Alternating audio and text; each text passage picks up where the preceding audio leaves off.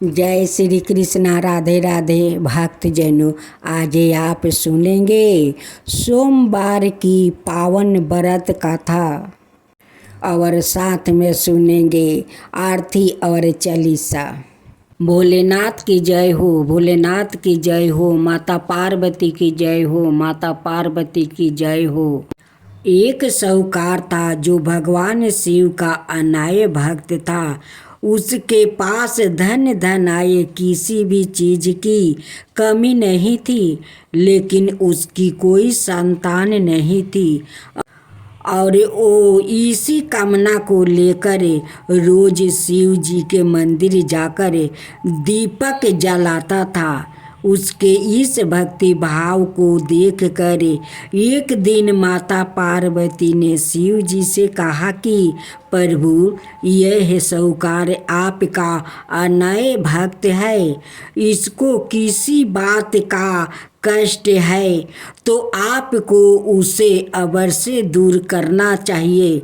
शिव जी बोले कि हे पार्वती, इस साहूकार के पास पुत्र नहीं है, यह इसी से दुखी रहता है।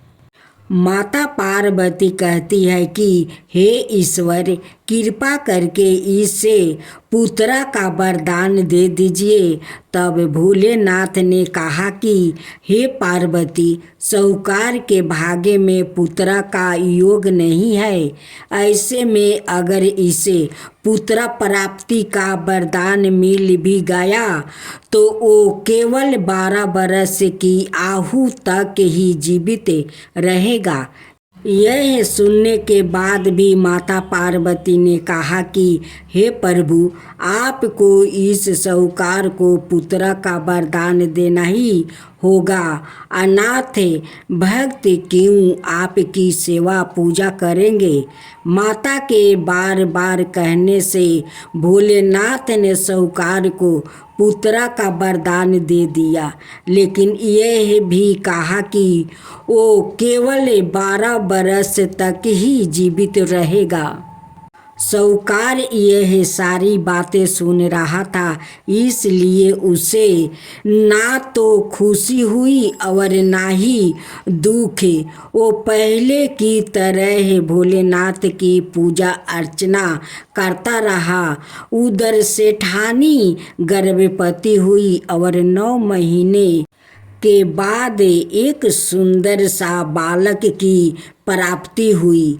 परिवार में खूब उत्साह मनाया गया, लेकिन साहूकार पहले ही की तरह रहा और उसने लड़का की 12 वर्ष की आयु का जिक्र किसी से भी नहीं किया। जब बालक 11 वर्ष की आयु हो गई तो एक दिन साहूकार की सेठानी ने बालक के विवाह के लिए कहा। तो साहूकार ने कहा कि वो अभी बालक को पढ़ने के लिए काशी जी भेजेंगे। इसके बाद उसने बालक के मामा जी को बुलाया और कहा कि इसे काशी पढ़ने के लिए ले जाओ और रास्ते में जिस भी स्थान पर रुकना, वहाँ यज्ञ करते और ब्राह्मणों को भोजन कराते हुए आगे बढ़ना। उन्होंने भी इसी तरह करते हुए जा रहे थे कि रास्ते में एक राजकुमारी का विवाह था। जिससे उसका विवाह होने वाला था वो एक आँख से काना था। तो उसके पिता ने जब अति सुंदर साहूकार के बेटे को देखा तो उनके मन में आया कि क्यों ना इसे ही घोड़ी पर बैठाकर शादी के सारे कार्य संपन्न करवा लिया जाए। तो उन्होंने मामा से बात की और कहा कि इसके बदले में वो अथाह धन देंगे। तो वो भी राजी हो गया। इसके बाद साहूकार का बेटा विवाह की वेदी पर बैठा और जब विवाह कार्य संपन्न हो गया तो जाने से पहले उसने राजकुमारी की चदरी के पल्लू पर लिखा कि तेरा विवाह तो मेरे साथ हुआ, लेकिन जिस राजकुमार के साथ भेजेंगे वो तो एक आँख का काना है। इसके बाद वो अपने मामा के साथ काशी के लिए चल गया। उधर जब राजकुमारी ने अपनी चुनरी पर यह लिखा हुआ पाया तो उसने राजकुमार के साथ जाने से मना कर दिया। तो राजा ने भी अपनी पुत्री को बारात के साथ विदा नहीं किया। बारात वापस लौट गई। उधर मामा और भांजे काशी पहुंच गए थे। एक दिन जब मामा ने जग रचा रखा था और भांजा बहुत देर तक बाहर नहीं आए तो मामा ने अंदर जाकर देखा तो भांजे का प्राण निकल चुके थे। वो बहुत परेशान हुए, लेकिन सोचा कि अभी रोना पीटना मचाया तो ब्राह्मण चल जाएंगे और जग का कार्य अधूरा रह जाएगा। जब जग संपन्न हुआ तो मामा ने रोना पीटना शुरू किया। उसी समय शिव पार्वती उधर से जा रहे थे तो माता पार्वती ने शिव जी से पूछा, हे प्रभु, ये कौन रो रहा है? तभी उन्हें पता चलता है कि यह तो भोलेनाथ के आशीर्वाद से जन्म हुआ साहूकार का पुत्र है। तब माता पार्वती कहती है कि हे स्वामी, इसे जीवित कर दीजिए। अनाथ रोते रोते इसके माता पिता के प्राण निकल जाएंगे।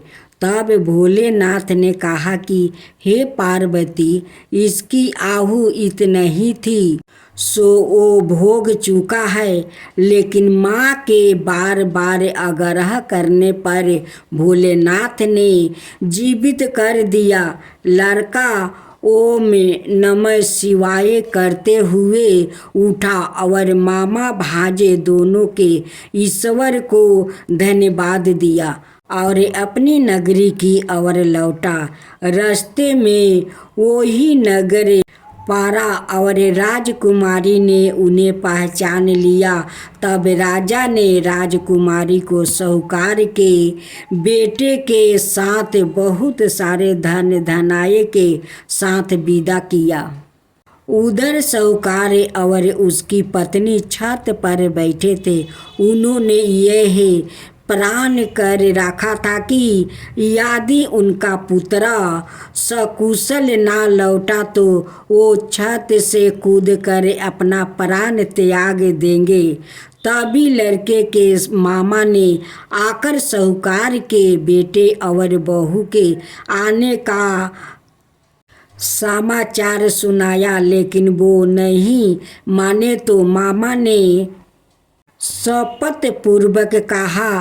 तब तो दोनों को विश्वास हो गया और दोनों ने अपने बेटे बहू का स्वागत किया। उसी रात साहूकार को सपने में शिव जी ने दर्शन दिया और कहा कि तुम्हारे पूजन से मैं प्रसन्न हुआ।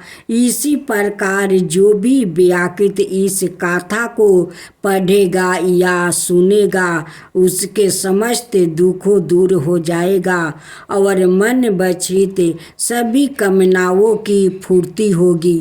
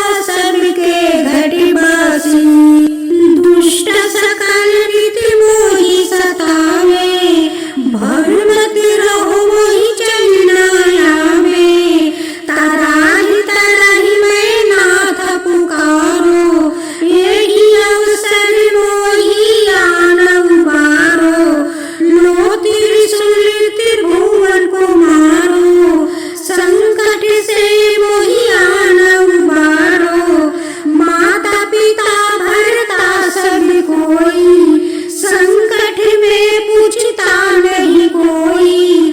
स्वामी एक है आस तुम्हारी, आए हरहु मामा संकट भारी। धन निर्धन को देत सदाई, जो कोई जाचे सो फल पाई। स्तुति के ही विधि करे तुम्हारी, क्षमहु नाथ बचू का हमारी। शंकर हो संकट के नाशने, मंगल कारण विघ्न विनाश के। योगी यति मुनि ध्यान लगावे, शारद नारद शीस नवावे।